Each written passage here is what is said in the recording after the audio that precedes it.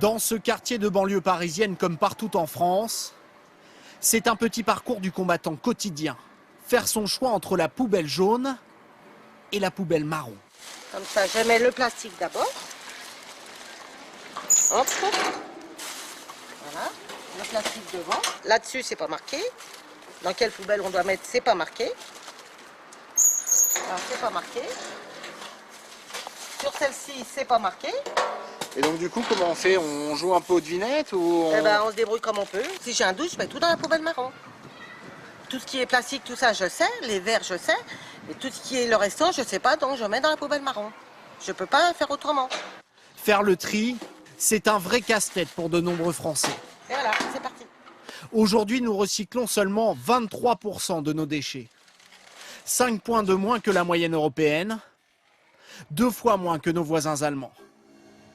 Ces déchets à recycler, c'est ici qu'ils arrivent. 15 000 tonnes chaque année sur le tapis roulant de ce centre de tri aux portes de Paris. En théorie, seulement du papier, des cartons et des emballages. Et pourtant, les mauvaises surprises surgissent à tout instant. Il y a un peu de tout. Il y a du couche, voilà la ferraille, voilà. Des fois, il y a des micro-ondes, il y a même des gazinières. Ah oui, oui. Ces objets qui ne peuvent pas être recyclés, on les appelle les erreurs de tri. Dans ce centre, elles représentent 20% des déchets récupérés. Des objets comme cette chaussure ou cette casserole abandonnée par négligence. Mais aussi des emballages comme cette barquette qui, malgré les apparences, n'est pas recyclable. C'est des erreurs d'aiguillage, je pense que l'habitant pense bien faire, mais c'est vrai que ces plastiques peuvent être composés de résines différentes. Alors là, vous avez un type d'emballage qui pose aussi problème, c'est les emballages souillés.